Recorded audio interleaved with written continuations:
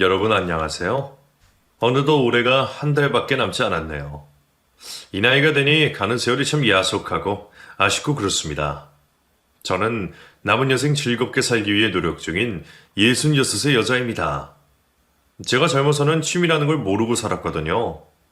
세상에 온갖 풍파를 겪고 나서 살아서 뭐하나 싶은 허망함에 콱 죽어버릴까 싶었던 적도 있답니다.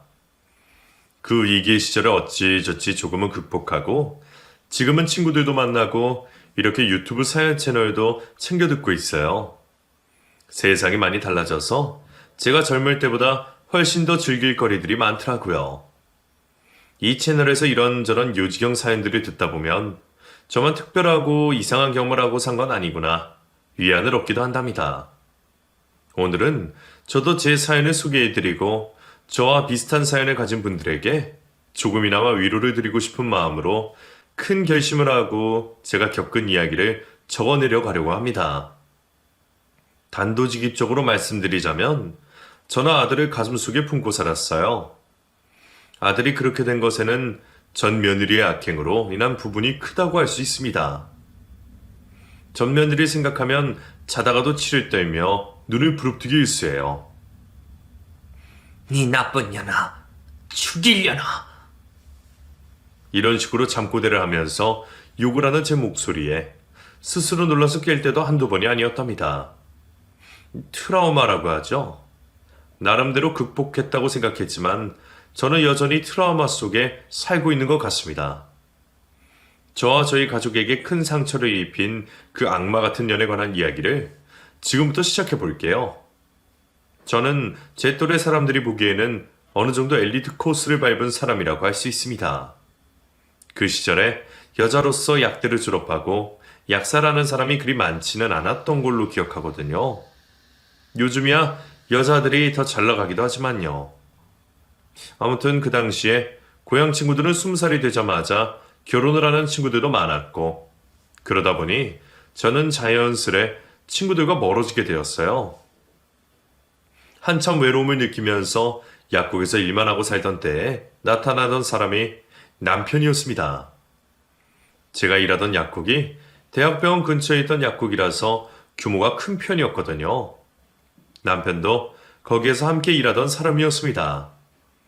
세심하고 항상 웃는 상에 인상도 부근하니 자기보다 남들을 먼저 배려하는 따뜻한 사람이었어요.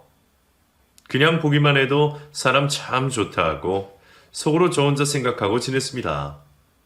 자꾸 눈여겨보게 되더라고요. 어찌 보면 저 혼자 속으로 그 사람에게 호감을 느끼고 있었다고 할 수 있습니다. 일방적인 마음인 줄 알았는데 그 사람도 저와 마음이 같다는 사실을 알게 되고 저희 둘은 급속도로 가까워졌어요. 연애를 하고 나서도 첫인상에서 변함이 없는 사람이라서 결혼을 한다면 이 사람이랑 하고 싶다고 생각했는데 1년 연애 끝에 사람의 청혼으로 저희는 결혼식을 올리고 살림을 합쳐 함께 살기 시작했습니다. 진경아, 나랑 결혼해줘라. 나 너 아니면 장가 못 갈 것 같아. 너보다 좋은 여자 만날 자신이 없다. 사실 나도 그래요. 기다리고 있었어요. 결혼해요.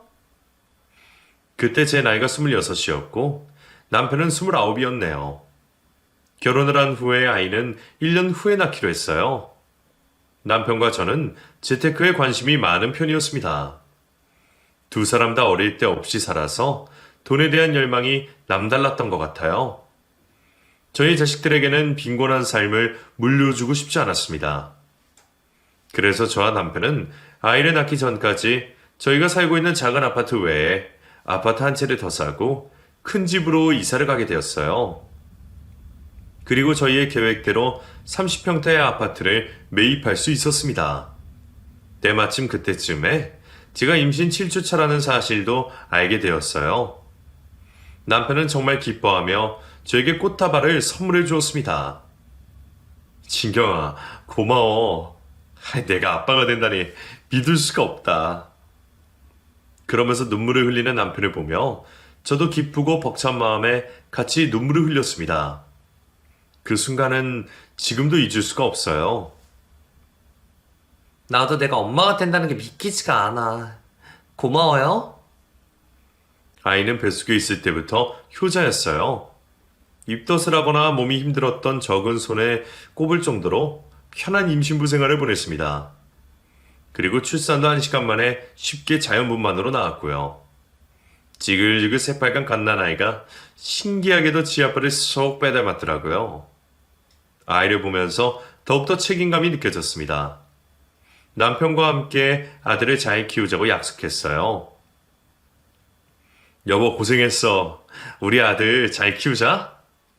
그래야지. 아들 이름은 예정대로 태성이로 할 거야? 클태 별성. 반짝반짝 세상을 비추는 사람이 되라는 의미. 좋지? 좋아. 저희 아들 태성이는 참 순한 아이였습니다. 남편을 닮았는지 방긋방긋 잘 웃고 뭔가 불편할 때면 눈물이 흘릴랑 말랑하는 표정을 지을 뿐 빽 울어서 달래느라 정신을 못 차릴 정도로 힘들게 한 적은 잘 없었어요. 주변에서도 애가 순하다고 신기하다 할 정도였으니까요. 아들을 키우면서 저희 부부는 재테크를 통해 아파트 세 채와 건물 하나를 매입하게 되었습니다. 아들은 대학을 졸업하고 26세 7급 공무원에 합격했어요. 아들은 큰 욕심 없이 안정적인 직장에서 평범한 가정 꾸리고 잘 사는 게 꿈이라고 했습니다. 남편도 저도 더 욕심을 부리지 않고 어찌 보면 평범할지도 모르는 아들의 꿈을 응원해 주었어요. 사실 제가 둘째를 임신했다가 유산을 했거든요. 둘째는 딸이었는데 아이를 잃고 정말 괴로웠습니다. 그때 이후로는 더 아이를 갖지 않기로 했어요. 그게 이제 와서는 조금 후회가 됩니다. 아무튼 아들은 7급 공무원이 되고 나서 28에 결혼을 하겠다며 중견기업에 다니던 회사 여자친구를 데리고 왔습니다. 어머님, 아버님, 처음 뵙겠습니다. 안녕하세요. 목청이 커서 처음에는 깜짝 놀랐습니다. 하지만 인사만 우렁차게 하고 그 후로는 참하게 조근조근 이야기하면서 저와 남편 이야기를 잘 들어주더라고요.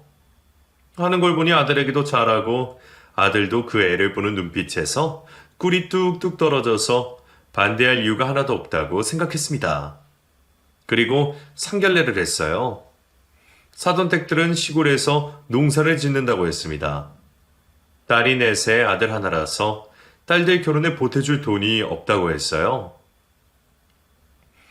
아유, 우리는 뭐 형편도 어렵고 셋째 수진이한테 해줄 게 없네요. 아들 하나도 키우기 힘들어서 수진이가 애가 야무져서 그래도 지금 혼자서 잘 지내고 있으니 결혼도 알아서 하기를 바랍니다, 사실. 저는 고지식한 면이 있다고 생각했습니다. 바깥 사돈의 말에 며느리 표정이 침울해져서 어쩔 줄을 몰라 하더라고요. 그 모습을 보니 짠한 마음이 들었어요. 그래서 저희가 형편이 되니 저희가 집이며 온수며 다 해주겠다고 하고 예물 예단은 생략하기로 했습니다. 상견례 자리를 파하고 아들과 며느리가 고맙다고 인사를 했습니다. 그런데 저희 부부는 그럴 거 없다고 했어요. 아휴, 우리 아들 주려고 나날이 연막을 지금까지 열심히 본 건데 며느리도 아들이랑 결혼하면 우리 가족인데 뭐 이렇게 고마워할 거 없어. 가진 거 썩혀서 뭐하냐? 자식 새끼 잘 두라고 돈 번 건데. 남편의 말에 며느리가 환하게 웃더라고요. 그 웃음 뒤에 감춰진 추악한 악마의 맨 얼굴을 당시에는 눈곱만큼도 눈치채지 못했습니다. 사람 하나 잘못 들여서 온 집안이 쑥대밭이 될 줄 누가 알았겠어요. 지금 다시 생각해도 명치가 꽉 막힌 듯 쑤시옵니다. 잠시 한숨 좀 돌리고 다시 시작할게요. 이럴 때는 심호흡을 한번 하는 게 도움이 되더라고요. 아무튼 아들이 결혼을 해서 남편과 저는 저희 둘이 가지고 있던 아파트 중에 가장 좋은 아파트를 아들 명의로 돌려주었답니다. 혼수도 최고급으로 해줬어요. 일이 엎질러진 후에 그러지 말았어야 했나 죄책감도 들고 후회도 됐지만 제 잘못이 아니었다고 생각하려 합니다. 아들은 결혼을 하고 3년 동안 아이를 갖지 못했어요. 그리고 결혼하고 애가 자기 성정에도 맞지 않는 사업을 하겠다며 투자를 하겠다고 며느리와 함께 저희 집에 왔습니다. 어머니, 아버지, 저희 무역업 해보려고요. 수진이가 루트를 잘한다고 하네요. 일단 기본 자금이 부족해서. 저는 아들의 말에 당황해서 물었습니다. 너 그럼 공무원은 그만두려는 거야? 네, 공무원 하면서 다른 일을 같이 할 수는 없으니까요. 그리고 며느리가 끼어들었습니다. 어머니, 걱정 마세요. 제가 정말 신중하게 태성 씨랑 상의하고 결정한 일이에요. 저희 둘 잘할 수 있어요. 남편이랑 저 둘이서 쥐꼬리만큼 받는 월급으로는 애도 못 낳아요. 저도 어머니 아버님처럼 자수성가하고 싶어요. 응원해 주실 거죠? 그럼 그래서 여지껏 애 낳을 생각 안 한 거였어? 그것 때문만은 아니지만 그 이유가 컸죠. 어머니도 손 좀 보고 싶으시잖아요. 저희가 사업 자금을 대주지 않으면 아이도 낳지 않겠다는 반협박이나 다름이 없었습니다. 저는 갑자기 사업을 하겠다는 것에 대해서 믿음이 가지 않아 망설였는데 남편은 바로 오케이를 외치더라고요. 그래, 좋다. 너희들이 아무렴 잘하겠지. 얼마 필요하냐? 일단 3억이면 시작할 수 있을 것 같아요. 저는 그런 남편의 허벅지를 꼬집었습니다. 제가 꽤 세게 몇 번이나 꼬집었는데도 남편은 비명도 지르지 않고 꾹 참고는 계속 돈을 해주겠다고 말했어요. 더는 참지 못하게 제가 말했습니다. 근데 태성아, 너 꿈이 공무원 하면서 아이 낳고 평범하게 사는 거였잖아. 왜 갑자기 사업이 하고 싶어졌어? 우리 아들 안전제일주의 아니었어? 저의 물음에 아들이 며느리 눈치를 잠깐 보더니 이내 대답했습니다. 저도 평범하게 사는 게 꿈인 줄 알았는데 수진이 만나서 달라졌어요. 아직 젊은데 포부를 크게 가시려고요. 큰 물에서 놀아야죠. 저도 자식 낳아서 풍족하게 키우고 싶기도 하고요. 아들의 대답에 남편도 저도 더 이상 캐묻거나 반대할 수가 없었습니다. 그리고 며느리가 원하는 금액대로 돈을 해줬어요. 동남아에서 과자를 수입해서 판매한다고 했습니다. 그 이후로 물품의 종목을 넓혀간다고 하더라고요. 어머님, 아버님, 태성 씨랑 저 정말 잘할 자신 있어요. 저 외국에 아는 사람도 많고 무역업 쪽에 평소부터 관심 많았으니까 믿어주세요. 며느리는 다부지게 그렇게 말했습니다. 솔직히 내심 걱정은 됐지만 계획이 다 있는 것 같아서 알아서 잘하겠거니 생각했습니다. 그리고 사업을 시작하고 초반에는 잘 된다고 하더라고요. 그러면서 저희 부부에게 고급 요리도 대접해주고 옷도 사주면서 안심을 시켰습니다. 그때는 아들도 표정이 환했어요. 이게 다 어머니 아버지 덕분이에요.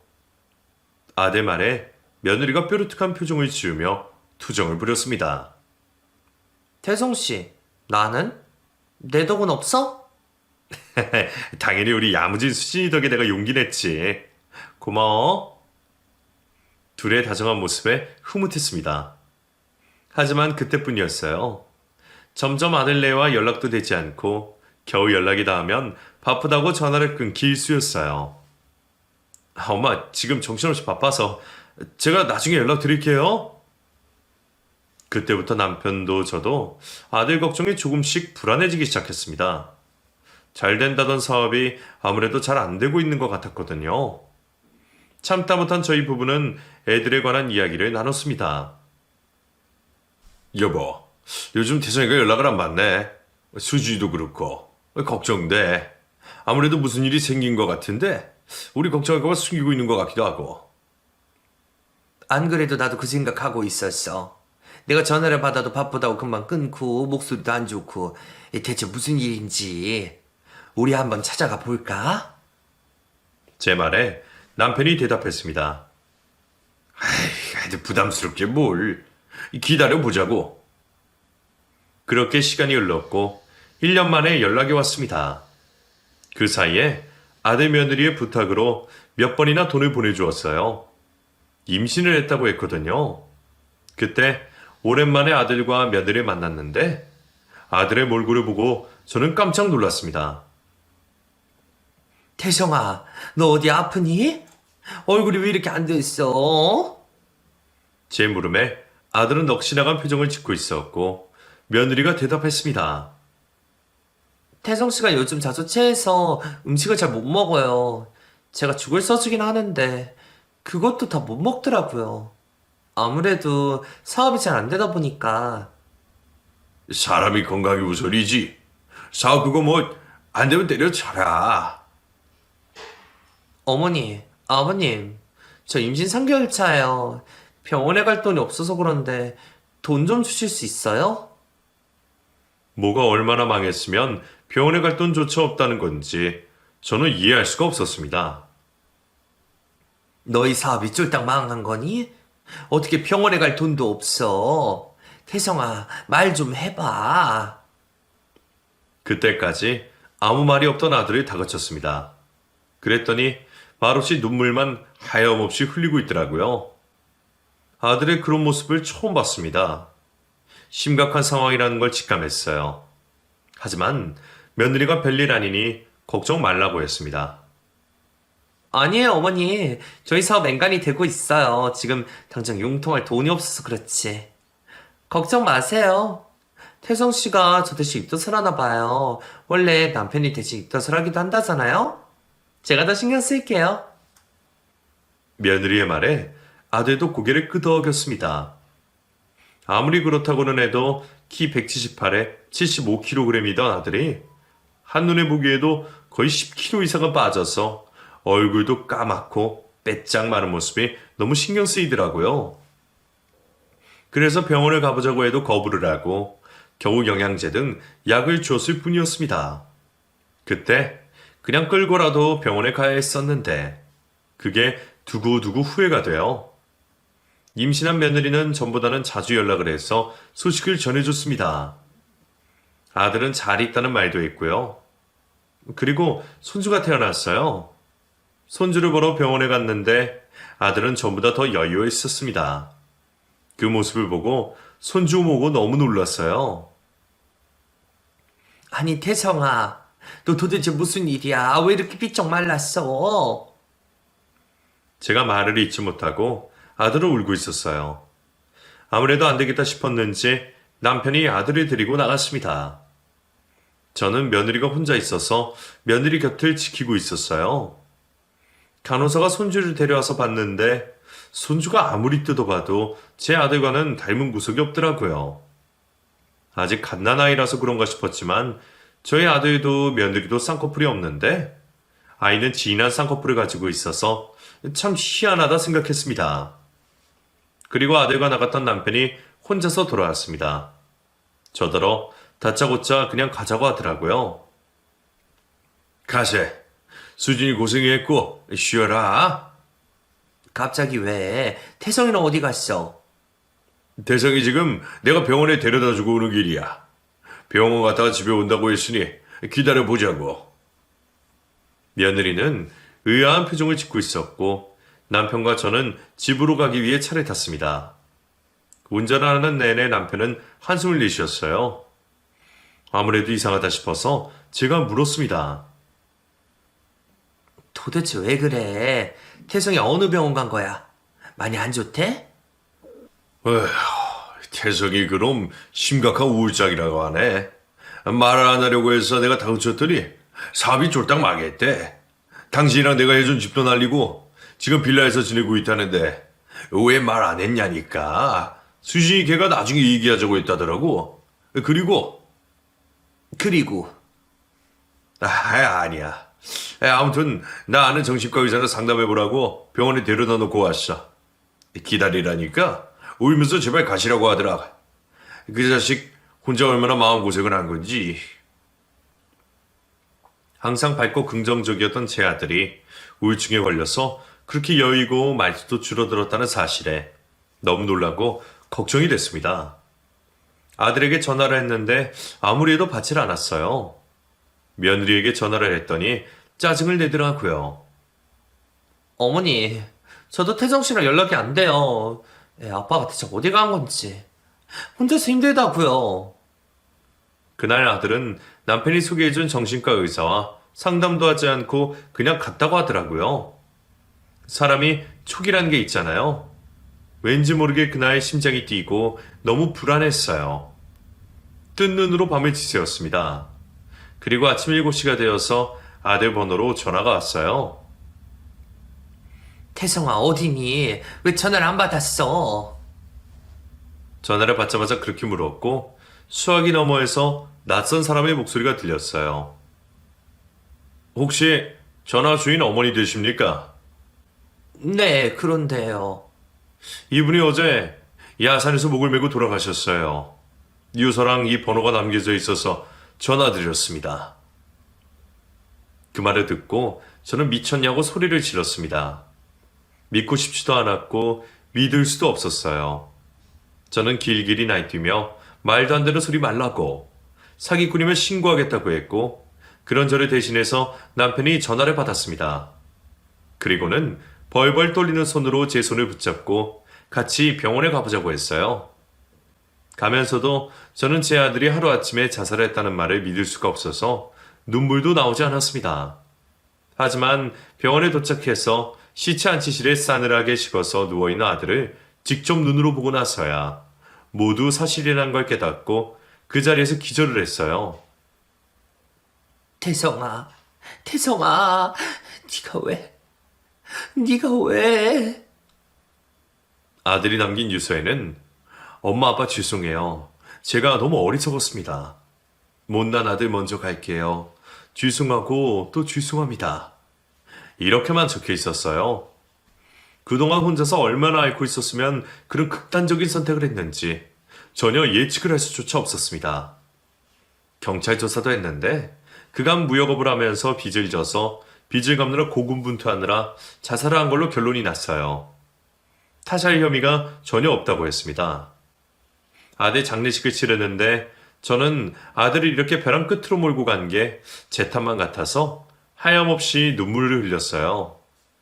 저희 부부가 충분히 도와줄 수 있었는데 왜 그런 선택까지 한 것인지 남편도 저도 죄책감에 시달렸습니다. 마법을 부릴 수 있다면 아들이 죽기 전으로 돌아가고 싶다는 망상까지 했어요.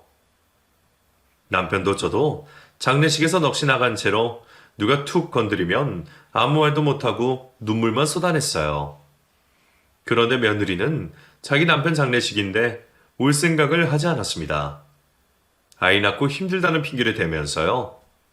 아무리 그래도 남편이 하루아침에 비명 행사를 했는데 어떻게 장례식장에 올 생각을 하지 않는지 전혀 이해가 가지 않았습니다.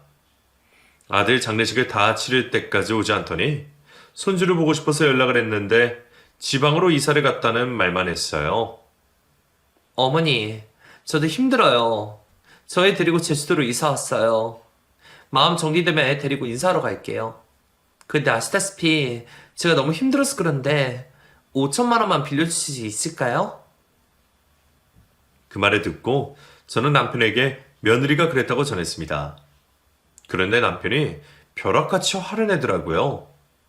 며느리 말이면 다 된다고 했던 사람이 완전히 달라진 모습이었습니다. 안 돼. 걔를 뭘 믿고 돈을 줘? 절대 주지 마. 못돼 처먹은 것 용서 못해. 저는 남편이 왜 그렇게까지 화를 내는지 알 수 없었어요. 그래서 이유를 물었더니 얼버무리기만 하고 대답을 하지 않더라고요. 그리고 아들이 가고 나서 반년 만에 남편도 바짝바짝 마르고 낯빛도 좋지 않아서 병원에 검사를 하러 갔다가 최정한 말기라는 진단을 받았습니다. 나쁜 일은 연쇄적으로 일어난다고 하더니 저희 가족에게 이런 불행이 닥칠 줄 누가 알았겠어요. 저는 남편마저 이룰 수 없다며 할 수 있는 치료를 다 받게 했습니다. 수술도 여러 번 하고 항암 치료를 받았지만 호전될 기미가 보이지 않았어요. 의사는 1년이 남았다고 했지만 남편은 3년을 버텨주었습니다. 그 기간 동안 남편과 저는 공기 좋은 곳으로 여행도 가고 기적이 일어날 거라고 믿고 있었어요. 하지만 기적은 일어나지 않았습니다. 남편은 아들 죽고 3년 반 만에 아들을 따라가 버렸어요. 태성이 엄마, 나까지 가서 미안해. 내가 변호사한테 유언장 남겨놨어. 나중에 수진이 걔 만나면 그때 열어봐. 그리고 당신 탓 아니니까. 당신은 건강하게 잘 지내다가 와. 미안해. 그게 남편의 마지막 말이었습니다. 저는 남편마저 떠나보내고 반 미친 사람처럼 지냈어요.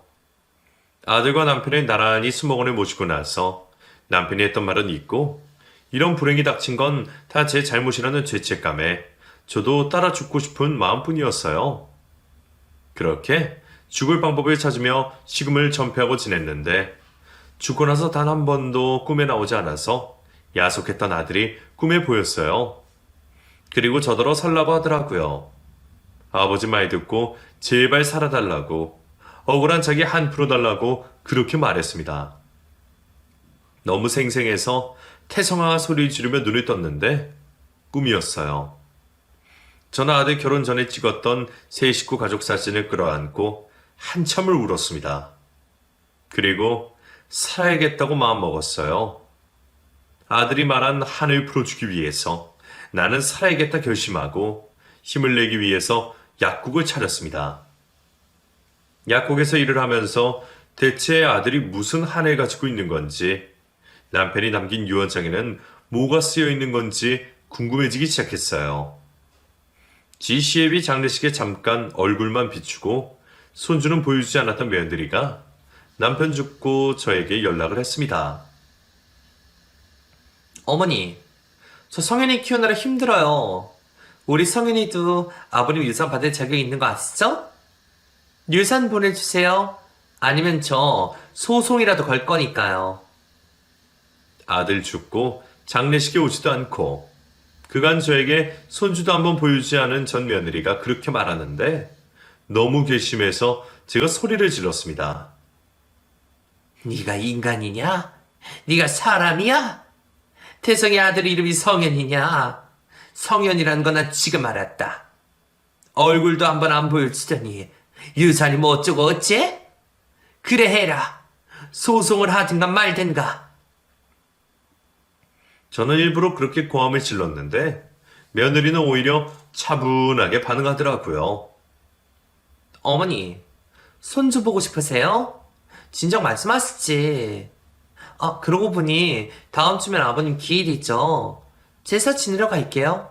그때 성현이도 보여드릴게요. 그럼 어머니 그때 봬요. 그 말만 하고 전화를 끊더라고요. 어이가 없었지만 손주를 볼 생각에 속도 없이 들떴습니다. 그런데 가만 생각해보니 남편이 며느리를 만나면 본인이 쓴 유언장을 받아서 보라는 말이 떠올랐어요. 그래서 저는 당장 남편이 말한 변호사를 만나러 갔습니다. 변호사도 저를 보고 놀라더라고요. 1년 만에 오셨네요. 사장님이 언제도 오면 주라고 하셨어. 기다리고 있었어요. 이렇게 오래 걸릴 줄 몰랐습니다. 그러게요. 저도 며느리 만나기 이렇게 어려울 줄 미처 몰랐네요. 변호사는 머뭇대더니 남편의 유언장을 내밀었어요. 그리고 충격을 받을지도 모르니 그 자리에서 확인해 보시라고 하더라고요. 충격을 받아요? 왜요? 그게 아무튼 보시면 압니다. 그리고 저는 두툼한 서류 봉투를 열어봤습니다.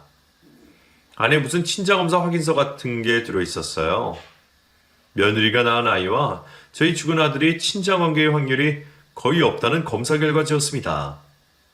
그걸 보고 저는 너무 당황스러웠어요.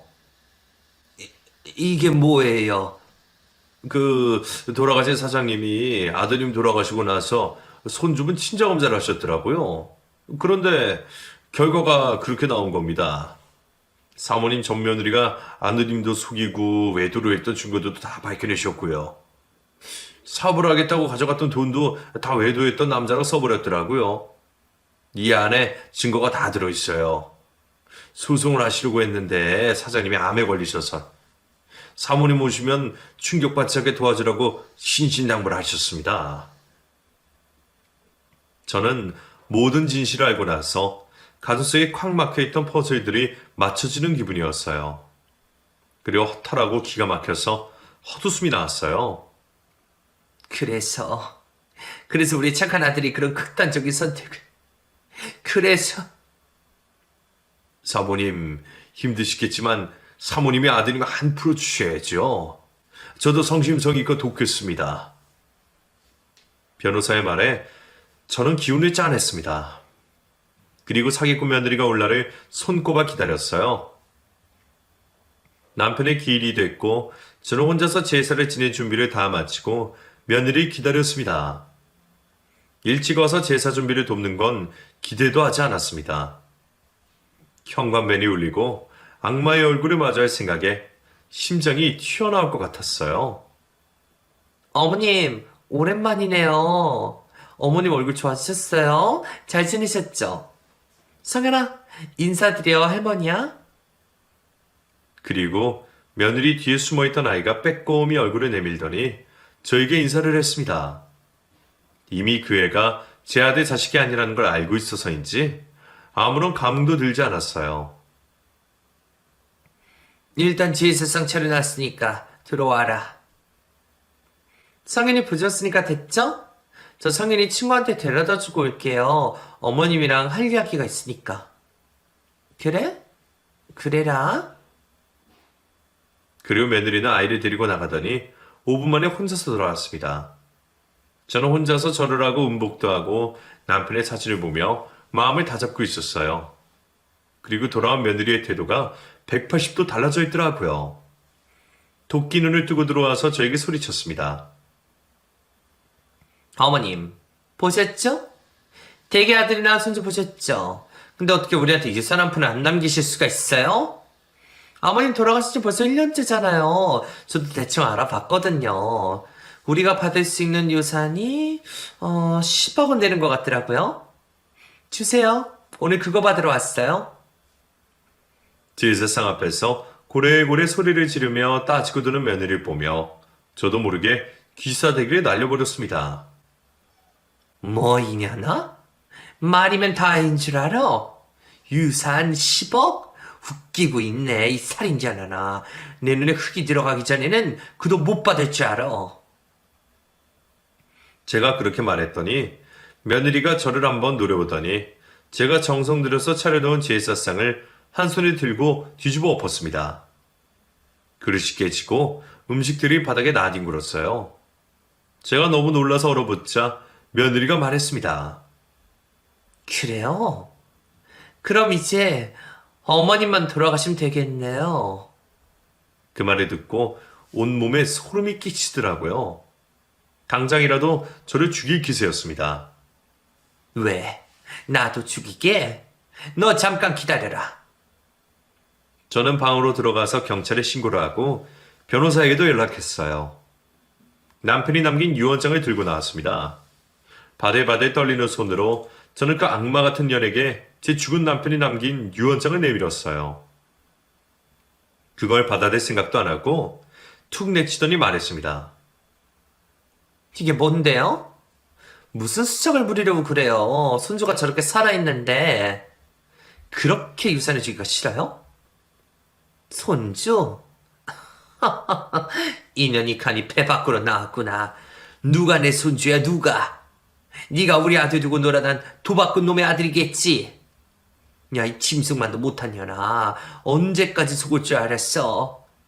내 아들 죽인 살인자냐나. 저는 참지 못하고 소리를 지르며 울분에 차서 눈물을 흘렸습니다. 며느리는 차마 유언장을 다시 집어들어 볼 생각도 못하고 어리둥절해 있더라고요. 그리고는 표정이 변하더니 닥치는 대로 집안에 있는 물건들을 집어던지기 시작했습니다. 바락바락 소리를 지르면서요. 뭐? 살인자? 그래, 아줌마 말 잘했네. 어디 한번 살인자 손에 죽어봐라. 거실에 있던 TV를 깨부셔서 파편이 튀어 제 얼굴에 박혔습니다. 피가 나더라고요. 그러고 있는데 마침 경찰이 도착했어요. 집안의 광경을 보고 경찰도 경악을 했습니다. 그리고 재물손괴 및 폭력 현행범으로 며느리 아니죠. 그 악마를 체포했습니다. 제가 연락했던 변호사도 저희 집에 와서 저를 보고 깜짝 놀라며 물었어요. 이게 다 그 전며느리가 한 짓이에요? 네. 그런 지독한 일을 제가 이제야. 그리고 변호사가 말했어요. 정말 인간이 아니네요. 그나저나 사모님 얼굴에 피가. 당장 병원 가시죠. 저는 변호사의 손에 이끌려 병원에 가서 10바늘이 넘게 찢어진 얼굴에 상처를 꿰매야 했습니다. 흐르는 눈물에 상처가 따끔거렸어요. 억지로 눈물을 삼키며 저는 그녀에게 제대로 복수를 하겠다고 마음 먹었습니다. 태성아, 엄마가 꼭 네 안 풀어줄게. 여보, 걱정 말아요. 병원에서 치료를 받은 후에 바로 고마운 변호사와 함께 소송을 진행했어요. 전 며느리의 죄명은 수도 없이 많았습니다. 사기죄, 폭행, 재물손괴 등등. 그녀는 변호사를 선임할 돈도 없더라고요. 도박꾼에게 돈을 다 갖다 바쳐서 빈털터리였습니다. 남편은 죽기 전에 며느리의 악행에 관한 증거를 다 모아뒀어요. 죽은 아들 몰래 외도를 한 것, 사업을 하겠다며 뜯어간 돈으로 외도한 남자와 불법 도박 사이트를 만들고 말아먹은 것, 아들이 여자 잘못 만나서 인생 말아먹고 부모에게 준 피해에 대한 죄책감에 스스로 생을 마감한 것에 대한 증거들이 다 USB에 들어있었습니다. 그것들을 보며 저는 가슴에 피멍이 들 정도로 제 손으로 가슴을 내리쳤어요. 아픈 줄도 몰랐습니다. 소송을 진행하면서 저는 그 악마 같은 년은 저에게 손해배상금 및 죽은 저의 남편에게 거짓말로 뜯어간 돈을 갚으라면 판결을 받았습니다. 돈을 다 갚을 때까지 매달 10%의 이자도 지불해야 했어요. 그리고 형사소송도 진행해서 불법 도박 사이트를 운영한 죄로 징역까지 선고받았습니다. 징역을 받고 나서 그 파렴치한 년이 저에게 뭐라고 한 줄 아십니까? 어머님, 이제 뜻대로 다 됐으니 속이 후련하세요? 저 정말 억울해요. 제가 죽으라고 한 건 아니잖아요. 저희 아들은 무슨 죄예요? 저희 아들 손주라고 생각하고 저 감옥 간 동안 잘 좀 보살펴 주세요. 예? 그만에 저는 그네의 머리채를 휘어감고 마구 흩뜨렸습니다. 뭐라고? 인연이 지체를 모르는구나. 야, 내가 니년 자식을 미쳤다고 돌봐. 이게 진짜 미친년아. 너 죽고 나 죽자. 죽어. 수갑을 찬 그네의 머리를 쥐어뜯으며 정신을 놓고 욕을 해댔어요. 저도 저한테 그런 기운이 있다는 걸 알고 놀랐습니다. 주변에 있던 경찰이 뜯어 말리고 나서야 겨우 손을 떴는데 제 양손에 그녀의 머리카락이 한 움큼 쥐어 있더라고요. 하나뿐인 아들도 남편도 며느리 하나 잘못 들여서 다 떠나보내고 저는 남은 생에 미련이 없었습니다. 전 며느리를 감옥에 집어쳐 넣었지만 여전히 모든 게 후회뿐이었어요. 조금만 빨리 알았더라면 아들도 남편도 제 곁에 살아있었을 텐데 하는 생각에 가슴이 턱턱 막히고 그냥 곧 죽을 사람처럼 괴로웠습니다. 너무 고통스러워서 머리가 깨질 듯이 아팠어요. 하지만 저까지 따라서 죽으면 먼저 간 아들과 남편이 저를 원망할 것 같더라고요. 저는 먼저 간 자식과 남편 목까지 열심히 살자 다짐하고 병원에 갔습니다. 그런데 뇌종양 1기라는 진단을 받았어요. 뇌에 종양이 생겼네요. 아직 크기가 크진 않아서 수술만 잘 되면 완치 가능성이 높습니다. 의사의 말에 저는 아무 생각이 들지 않았어요. 한꺼번에 많은 스트레스를 받아서 저도 암에 걸린 겁니다. 차라리 잘 됐다 싶더라고요. 이렇게 나도 따라가야지. 그랬습니다. 하지만 연락이 끊겼던 지인과 친구들이 제 소식을 듣고 한달음에 달려와서 제 옆을 지켜주었습니다. 수키야, 너까지 가면 어떡하니? 수술하면 낫는다니까 치료받자. 나도 남편 앞세워 보내서 네 마음 잘 알아. 고등학교 친구가 위로해주는 말을 듣고 저는 오랜만에 목 놓아 울었습니다. 그리고 수술을 받았어요. 야속하게도 수술이 깔끔하게 잘 되어서 저는 1년에 한 번씩 추적 검사만 받으면 된다고 했습니다. 치료를 받고 병원에 입원한 동안 가만히 생각해 봤더니 저는 제가 정말 좋아하는 게 뭔지 모르고 살았더라고요. 이왕 이렇게 연장된 생명이니 좋아하는 일을 찾아서 즐기면서 살다가 가자는 마음이 생겼습니다. 그래서 퇴원을 하고 나서는 친구들과도 자주 만나고 노래 교실도 다니고 그림도 배웠어요. 그림에 집중하다 보면 잡생각도 있게 되고 완성된 그림을 보면 성취감도 생겨서 좋았습니다. 어머님, 그림에 소질이 있으세요. 이렇게 금방 느는 분은 처음 뵀어요. 어머님 감각이 특출나시네요. 선생님, 칭찬이 과하시네요. 고마워요. 저는 그냥 재밌어서 열심히 할 뿐인데요, 뭐. 아니에요. 저도 진심이에요. 나중에 전시하셔도 되겠어요. 정말 대단하세요. 그림 선생의 말에 그냥 멋쩍게 웃었는데 정말로 얼마 전에는 그리움이라는 주제로 그림 전시도 했어요. 죽은 남편과 아들 초상화도 그리고 두 사람과 관련된 추억거리들을 수채화로 그렸습니다. 전시를 본 사람 중에는 그림을 사겠다는 사람도 있었어요. 하지만 그걸 돈 받고 팔 수가 없더라고요. 죄송하지만 이건 판매용이 아닙니다. 저한테 따로 의뢰해 주시면 그림 그려드릴게요. 그렇게 말하고 의뢰를 할 거라고는 생각 못 했는데 정말로 의뢰를 해서 그림을 그려주고 돈도 벌었습니다. 저는 번 돈을 보육원 시설에 기부했어요. 지금 재산을 조금씩 처분하면서 사회에 환원하고 있습니다. 저 혼자 살 돈만 있으면 충분하니까요. 이렇게 잘 살다가 눈을 감으면 저에게 남은 재산을 모두 어려운 이웃에게 기부하고 싶다고 유언장도 쓰고 공중도 받아놓은 상태예요. 정말 끔찍한 일들을 겪고 나서 죽고 싶은 적도 있지만 죽은 남편과 아들의 한을 풀어주고 저에게 남은 여생을 잘 보내다가 가고 싶을 뿐입니다. 감옥에 갔던 전 며느리는 얼마 후에 출소를 해요. 그년이 불법적으로 뜯어간 돈과 피해 보상금을 전 끝까지 받아낼 겁니다. 제가 죽기 전까지는 그년이 발 뻗고 편히 자는 모습을 볼 수가 없네요. 여러분에게 이렇게 저의 사연을 털어놓고 나니 복잡한 감정이 드네요. 부디 여러분 곁에는 좋은 사람들이 함께하기를 바랍니다. 그리고 그 사람들과 행복한 나날들 보내셨으면 좋겠어요.